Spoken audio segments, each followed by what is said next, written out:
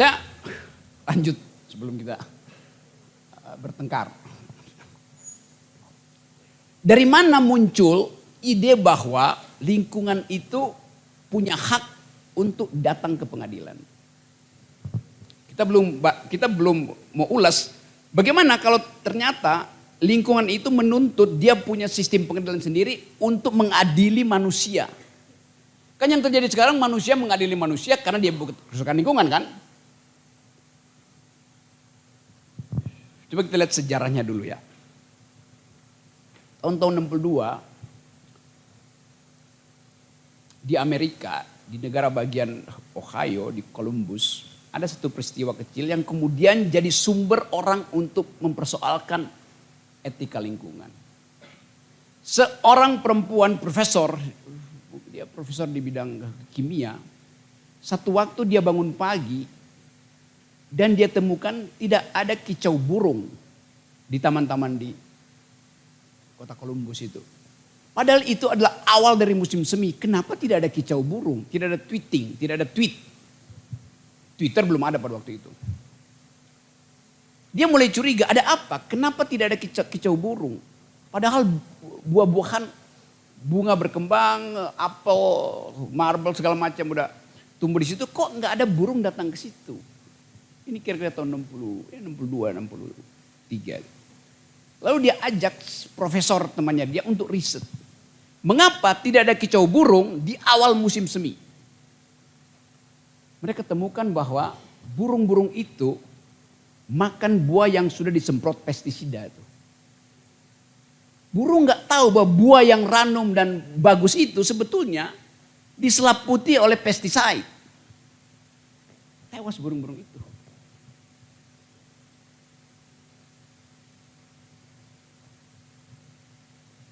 Nama profesor itu Rachel Carson. Dia kemudian menulis buku yang jadi pedoman awal untuk mempersoalkan environmental ethics. Judulnya The Silent Spring, musim semi yang sunyi itu. Anda baca buku itu sebagai inspirasi untuk tahu bahwa antroposin itu harusnya ada kode etik yang bisa dibaca oleh burung. Apel itu mesti ditaruh semacam tanda teknologi supaya burung tahu itu apel bagus tapi ada pestisida. Hak burung untuk tahu informasi yang ditempelkan manusia pada buah yang adalah hak si burung. Kita mungkin bingung, apa urusannya dengan burung itu makanannya adalah buah yang tadinya dia tahu itu tidak mengandung pestisida. Kalau dikasih pestisida, burung harus tahu bahwa itu pestisida. Dikasih barcode dong di situ. Konsekuensinya panjang. Lah burung nggak bisa baca barcode. Taruh teknologi pada burung sehingga burung tahu itu beracun. Kan teknologi berkembang kan? Saya mau terangkan ini untuk memperlihatkan bahwa ada jenis kecerdasan lain, bukan sekedar kecerdasan manusia tuh. Jadi arogansi kita itu mengabaikan kecerdasan dan kehidupan makhluk hidup lain. Dia mesti tahu burung itu. Jadi itu pentingnya kuliah malam ini. Karena kita diminta do think the unthinkable. Pikirkan yang tidak kita pikirkan. Kontroversinya jauh. Jadi kalau masuk kasus di pengadilan misalnya, pengadilan lingkungan. Bukan sekedar apa istilahnya itu, kasus in bellonya, kasus yang sedang diperangkan itu, tetapi latarnya apa? Saya kasih lagi ilustrasi. Satu waktu saya mau kasih kuliah di Jember, maka saya mendarat di Banyuwangi. Di bandara saya ditahan oleh seseorang, ya bapak sebaya saya kira-kira. Dia tahan saya, Pak Rocky saya mau ngomong. Saya pikir intel. Ada apa Pak? Maka kita minggir sedikit ke arah toilet. Dia bilang begini, saya dari Sumatera, datang ke Jawa Timur, ke Jember, untuk membawa pulang Satu dari dua anak saya yang kuliah di Jember. Jadi kenapa Pak? Maka dia mulai bercerita bahwa dia menyekolahkan anaknya ke Jember dan dia adalah petani sawit. Pada waktu itu Pak Jokowi bilang harga sawit akan stabil. Petani itu patuh pada janji presiden. Maka si petani lakukan perencanaan keluarga. Dia kirim dua anak itu. Tiba-tiba harga sawit jatuh mungkin tinggal 900 perak waktu itu. Dari 2.500, dari 4.000. Hancur perencanaan keluarga. Terpaksa bapak itu harus memutuskan satu harus dibawa pulang. Karena gak bisa biaya lagi. Jadi Anda bayangkan janji pemerintah bisa menghancurkan perencanaan ekonomi keluarga. Lebih dari itu saya membayangkan berarti tadi malam bertengkar dia dengan istrinya untuk memutuskan anak yang mana yang mesti dibawa pulang. Psikologi keluarga terganggu oleh public policy yang tidak pernah membayangkan bahwa efek dari kebijakan itu menghasilkan kerusakan keluarga. Sekarang kalau anak yang satu yang dibawa pulang, teman-temannya akan tanya, Anda bodoh ya dibawa pulang? Anda narkoba ya dibawa pulang? Bapaknya nggak tahu bagaimana menjelaskan itu pada teman-teman kos anaknya di situ. Kalau sampai ke Sumatera, juga tetangga akan tanya, lo kok bawa pulang?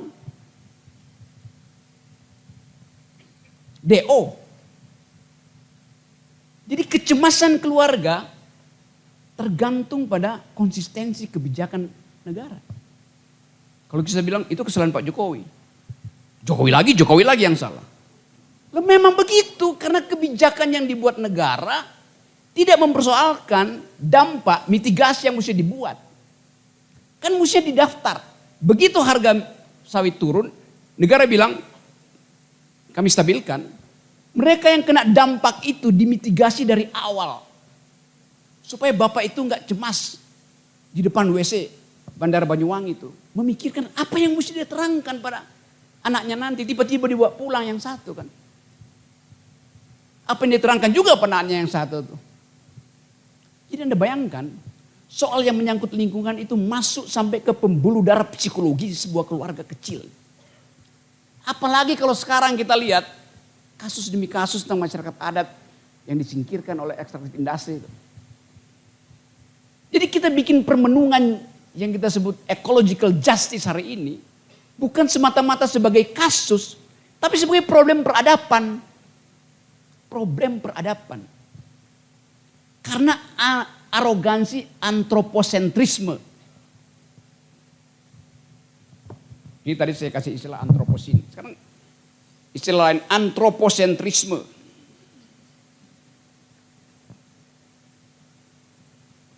Ambisi yang berbasis bahwa manusia itu lebih unggul dari sebatang pohon. Manusia itu lebih unggul dari nyamuk. Nah, pemikiran ekologis, environmental ethics datang dari problem itu. Bisa nggak kita sebagai makhluk menyetarakan diri kita dengan pohon, dengan nyamuk, dengan burung? Itu pertanyaan etis tertinggi pada kita. Tapi kita bisa bilang, loh Tuhan menciptakan kita sebagai makhluk yang paling mampu berpikir rasional. Loh justru karena Anda mampu berpikir rasional, kenapa kebijakan Anda irasional? Jadi kita digugat sebagai makhluk yang arogan, sebagai the rational being. Nah sekarang kita lihat misalnya di pengadilan niaga dan kepailitan, kalau kasus semacam ini masuk, dispute antara mereka yang sama-sama menguasai lahan ekstraktif, siapa yang mau dipailitkan?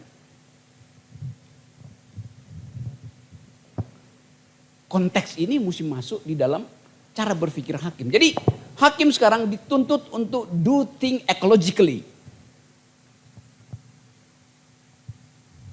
Jadi sekali lagi, kalau kita lihat sejarah, kalau misalnya hutan di Kalimantan, satu Kalimantan terbakar. Buat kita itu masalah. Kenapa? Karena itu sumber oksigen bumi. Tapi bagi bumi, terbakarnya satu Kalimantan itu seperti kita satu korek api yang terbakar. Dari sudut pandang kedahsyatan, kemampuan bumi untuk memulihkan dirinya itu.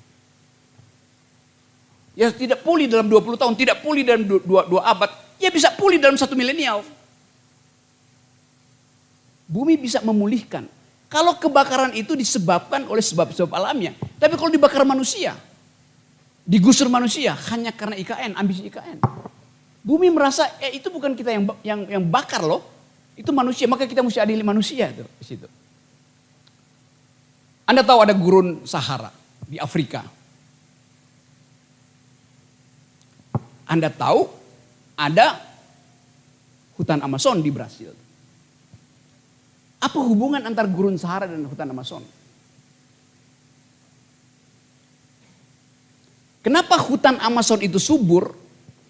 Justru karena ada gurun Sahara.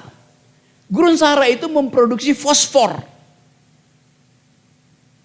Yang oleh angin diterbangkan mengikuti rotasi bumi, tiba di Amazon. Kan Afrika dengan Amerika Selatan kan paralel di satu garis lintang. Jadi angin diatur oleh alam untuk menerbangkan fosfor dari gurun Sahara tiba ke hutan Amazon, dan fosfor itu adalah pupuk paling bagus hutan Amazon. Jadi Anda lihat kemampuan alam untuk mengatur dirinya. Kita mungkin anggap ya itu bahaya tuh, gurun Afrika tuh nggak ada gunanya karena nggak ada pohon di situ. Dia nggak ada pohon, tapi dia membuat pohon di hutan Amazon tumbuh.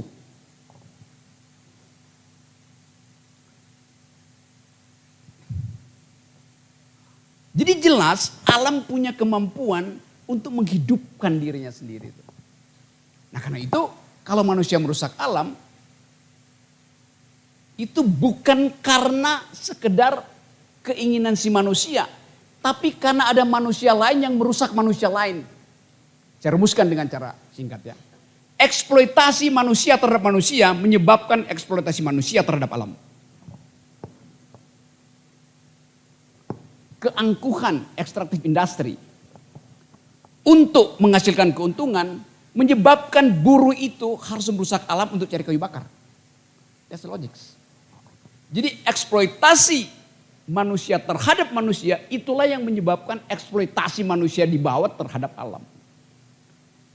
Satu waktu saya naik gunung Sindoro. Di ketinggian kira-kira 2.500 ke arah 3.000, saya bertemu dengan ibu-ibu, mak-mak, nenek-nenek yang udah bungkuk. Saya tanya, ibu ngapain? Saya cari kayu bakar sampai ke ketinggian 2.500 itu. Karena yang di bawah nggak ada kayu bakar. Jadi terpaksa dia mesti nebang di situ, dia tinggalin 1 minggu, kering, dia balik lagi ambil itu. Kenapa begitu? Dia nggak bisa bayar LPG. Jadi dia merusak lingkungan karena dia tidak mampu untuk membayar LPG. Karena LPG dikuasai oleh kartel yang menaikkan harga sesuka-sukanya. Jadi kita lihat bagaimana paradoks itu bekerja. Jadi teman-teman, saya kasih pengantar itu dulu untuk membuka perspektif itu bahwa etika lingkungan itu jadi grammar baru di dunia untuk mempersoalkan banyak hal. Termasuk demokrasi, termasuk problem-problem antropologi. Jadi kuliah ini memungkinkan kita untuk bicara another kind of justice. Yaitu ecological justice. Yang buat sementara kita sering ya ecological justice juga environmental justice sama ya. Tapi sebetulnya kita bisa bicara lebih paradigmatik kalau kita pakai istilah ecological justice. Oke, itu pengantarnya. Saya kembalikan pada sahabat ekologi saya, Pak Arief. Teman-teman beri tepuk tangan.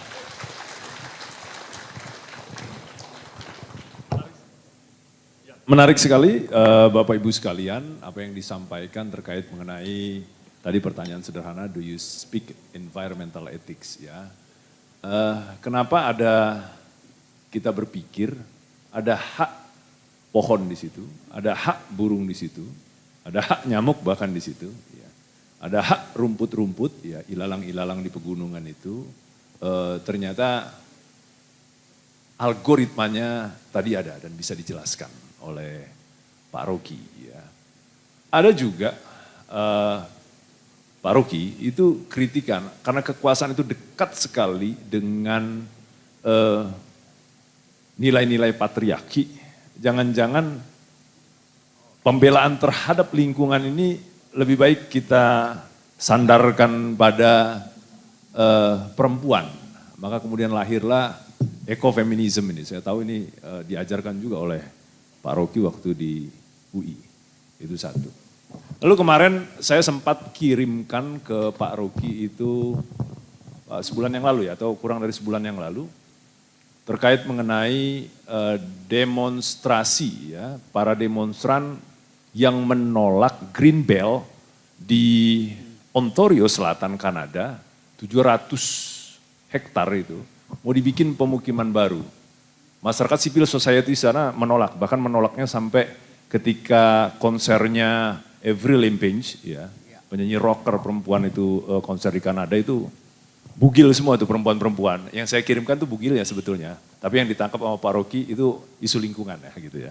Jadi isu lingkungannya, itu cuma 700 hektar yang mau dibikin pemukiman baru. Itu menjadi isu yang luar biasa hebatnya di Eropa sana. Saya kemarin sempat juga ngobrol sama kawan di Oslo. Kenapa kok kalian itu, negara kalian itu yang sudah welfare itu begitu ngotot agar lingkungan, hutan, alam di wilayah negara-negara berkembang, utamanya di Asia, utamanya di negara kami, ya di Indonesia itu, agar kami jaga. Lalu kalian bikin kebijakan seolah-olah kita nggak bisa itu memproduksi ekonomi yang produksinya itu hasil dari deforestasi. Ya, gitu. Bagaimana bisa? Dia menjawab begini, saya agak lama itu diskusi sama kawan dokter itu, jadi dia dokter filsafat. Ya karena kami belajar itu Pak Rocky dari masa lalu kami. Karena akibat itu kita nggak mau, ya berdasarkan tadi itu algoritma lingkungan tadi itu, kita nggak mau pasokan oksigen untuk kita itu yang disebut dengan blue carbon itu mengakibatkan kerusakan juga pada wilayah Eropa. Tapi kalian sudah sejahtera, sementara kami, negara kami masih terus membangun ekonomi. Nggak bisa itu kita mendapatkan kesejahteraan kalau nggak memanfaatkan lahan dan nggak memanfaatkan lingkungan. Enggak, kalian bisa welfare kata dia tanpa harus mengikuti jalan yang salah seperti kami gitu ya. Begitu loh. Kemudian dia bicaralah tentang teori-teorinya dalam bukunya Yuval Harari ya terkait mengenai sapiens. Sebetulnya kita udah sejahtera, nggak perlu harus industri, ya cukup saja lah menjadi pengumpul pemburu itu juga kalau dengan lingkungan yang ada juga hidup juga gitu. Tapi kalau mau mengikuti kita supaya mendapatkan teknologi hebat dan sebagainya itu, ya jalan kami juga salah. Akhirnya kami nggak memiliki hutan. Akhirnya kami cuma memanfaatkan hutan yang ada. Lalu gue bilang soal kompensasi bagaimana? Pandangan-pandangan yang seperti ini tentu perlu juga kita mendapatkan pandangan dari Pak Rocky, karena Pak Rocky juga saya baru tahu kemarin habis dari Warsawa, habis dari Polandia, lalu kemudian di Eropa juga memberikan ceramah tentang lingkungan, hak asasi manusia, dan beberapa halnya. Jadi Bapak Ibu sekalian, Pak Rocky ini di luar sana itu sering memberikan ceramah tentang environmental ethics. Selain dia juga memberikan kuliah tentang hak asasi manusia. Ya. In English, maka tadi ketika naik di atas tadi, bisa gak ceramah dalam in English? Jadi jangan di Warsawa aja ketika ceramah dalam bahasa Inggris. Ya ngerti gak teman-teman bahasa Inggris? Saya bilang ngerti sih, kalau perlu untuk itu. Jadi Bapak Ibu sekalian, Pak Rocky ini sudah ratusan gunung yang dinaikinya. Ya, ratusan gunung yang sudah dinaiki, yang didakinya. Jadi Bapak Ibu sekalian, sebelum teman-teman mempersiapkan pertanyaannya, mungkin terkait mengenai apakah kita sandarkan saja itu perlindungan lingkungan itu pada perempuan. Silakan Pak Rocky. Oke, ini hal yang unik bahwa beban ekonomi itu pertama-tama jatuh di dapur. Tadi saya kasih ilustrasi. Si ibu itu akhirnya mesti cari kayu bakar. supaya dia bisa memasak untuk bapaknya dan anak laki-lakinya. Karena dia menganggap ini tanggung jawab dia tuh. Ethics of care itu ada pada sifat perempuan. Ethics of right bercokol pada kepala lato-lato. Laki-laki tolol.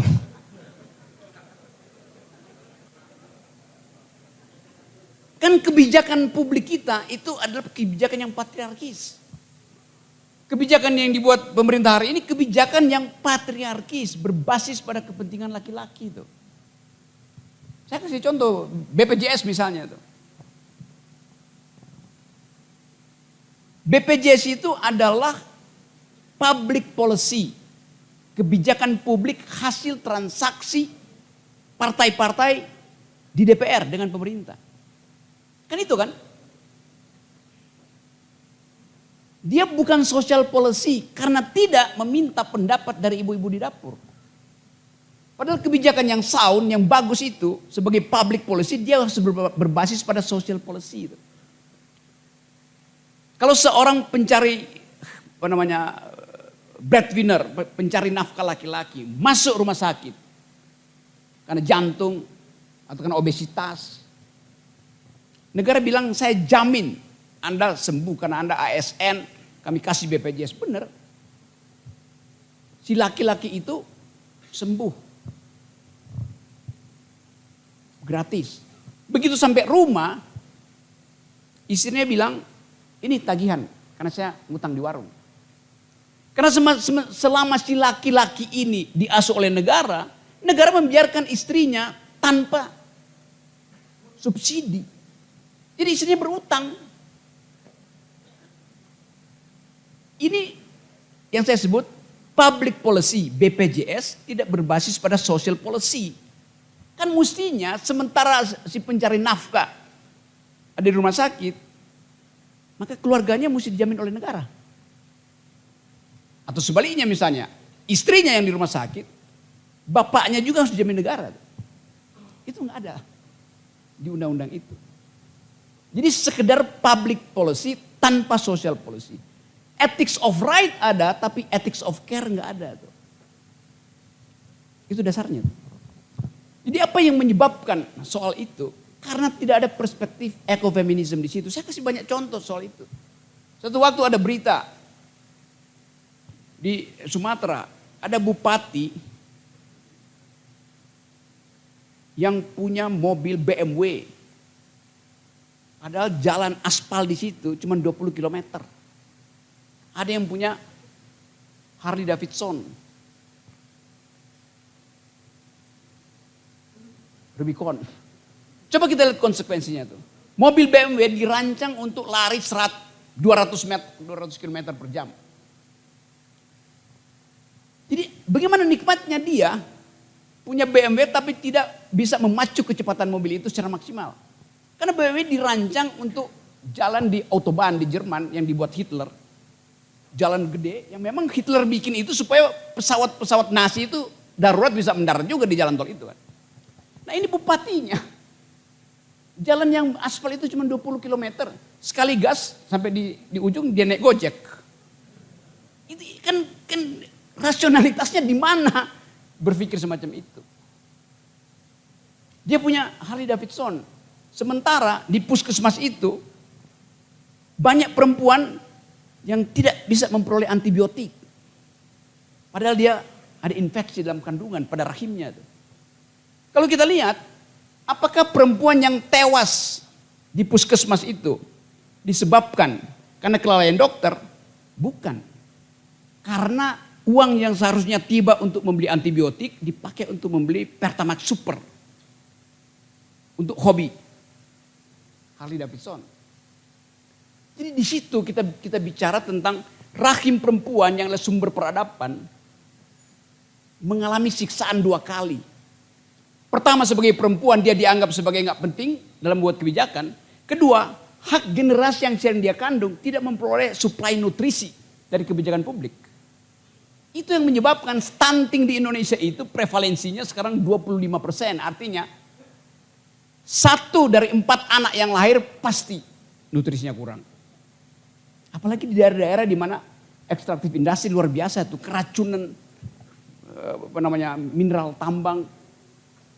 Jadi perempuan adalah korban paling rapuh di dalam rantai pikiran ekologis. Di dalam piramida sosiologi kita sebut bagian yang paling dieksploitasi oleh kapitalis adalah proletar. Nah, perempuan itu adalah proletarnya proletariat. Yang paling paria di situ. Karena dia nggak mungkin bersuara. Karena dianggap suara perempuan itu tidak memungkinkan kebijakan politik diubah.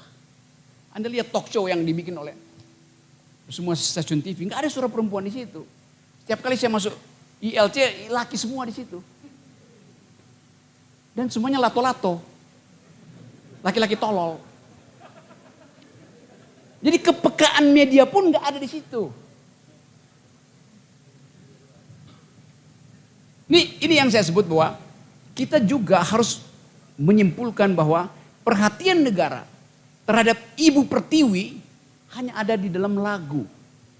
Kulihat Ibu Pertiwi sedang.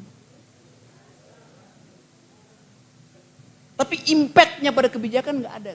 Stunting itu adalah fungsi bahwa nutrisi ibu-ibu itu waktu dia hamil dia kekurangan nutrisi. Padahal kita ingin ada kompetisi yang kita sebut bonus demografi. Bagaimana mungkin bayi itu lahir untuk berkompetisi dengan bayi di Singapura, Filipina atau Vietnam. Kalau dari awal hak bayi itu untuk dapat susu telur tidak dia peroleh karena susu telur itu dipakai buat beli Pertamax oleh pejabat-pejabat pemerintahan. Kan itu kritik kita terhadap kebijakan. Karena itu kita ingat kembali bahwa kita sebut bumi itu di dalam bahasa Yunani namanya Gaia. Gaia artinya rahim perempuan. Dan itu yang mengingatkan kita bahwa begitu banyak cerita di Indonesia tentang kemuliaan perempuan.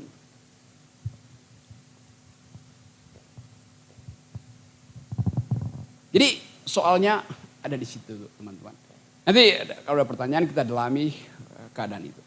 Nah itu yang menyebabkan tadi seringkali bahkan bukan cuma di Ontario atau di Kanada, di Prancis juga begitu. Isu lingkungan perempuan maju duluan. Di Indonesia juga begitu. Perempuan maju duluan bahkan buka bajunya, perlihatkan buah dadanya tuh berhadapan dengan laras senjata tuh.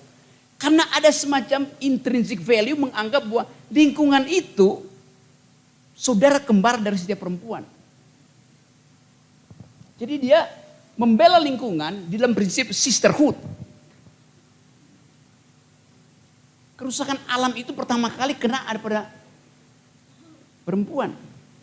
Kita lihat bagaimana perempuan itu membela Bukit Kapur di Kendeng yang digusur oleh Ganjar dan menyemen kakinya di depan istana. Nggak ada satupun orang istana turun ke situ untuk mengetahui bahwa ini ibu-ibu ini real yang dia lakukan itu. Protes terhadap hak dia untuk menyatu dengan alam. Air itu bagi perempuan itu nyawa kedua dia dan nyawa keluarganya. Jadi sekali lagi soal-soal semacam itu membuat kita percaya bahwa yang disebut sebagai daya juang perempuan itu sebetulnya adalah suara bumi untuk diperlihatkan pada laki-laki. Bahwa kalian merusak rahim kalian sendiri. Nah, itu yang menyebabkan kita belajar tentang ekofeminisme dan menganggap bahwa gerakan perempuan itu adalah cara kita mempersoalkan kekuasaan. Bukan dari dalam tapi dari luar. Seorang feminis Amerika bilang begini, you cannot dismantle the master's house with your tools. The master's house will never dismantle by the master's tool. Istana raja tidak mungkin dibongkar melalui peralatan raja. Karena itu mesti ada peralatan dari luar. Namanya Audre Lorde. Saya tulis ya supaya Anda bisa dapat cari referensi itu. Untuk menyemangati kita bicara tentang grammar baru di dunia yaitu environmental ethics. Tadi saya pakai istilah tadi the silent spring. Buku itu ditulis oleh Rachel Carson. Yang saya sebut tadi, ada paper kecil, judulnya The Master's Tool. Yang nulis namanya Audre Lorde. Audre Lorde ini seorang perempuan kulit hitam yang hidup di tengah-tengah masyarakat kulit putih Amerika. Jadi dia mengalami 5 minoritas. Pertama, dia berkulit hitam, hidup di dalam arogansi kulit putih. Kedua, dia perempuan, hidup di dalam arogansi patriarkis. Ketiga, dia Muslim, hidup di dalam masyarakat Kristen Amerika. Keempat, dia lesbian, hidup di dalam masyarakat heteroseksual. Jadi ini satu orang, di dalamnya ada 4 minoritas. Karena itu yang dia ucapkan betul-betul membuat kita percaya bahwa memang ya, untuk mengubah itu gak mungkin pakai peralatan raja, peralatan patriarkis, peralatan heterogenitas, peralatan maskulin. Tapi dari peralatan luar. Anda cari papers ini supaya ada inspirasi dalam memutus perkara. Anda cari istilah butterfly effect supaya paham tentang logik dari ekologi itu. Anda lihat buku The Silent Spring supaya kita tahu sejarah dari mana dimulai problem lingkungan itu. Di Indonesia dalam 20 tahun terakhir ini diproduksi begitu banyak legal philosophy yang basisnya adalah hukum lingkungan. Walhi lakukan itu, Greenpeace lakukan itu. Nanti kita bicara lain kali. Atau setelah ini. Tapi saya terangkan tadi sepotong tentang the thing called ecofeminism.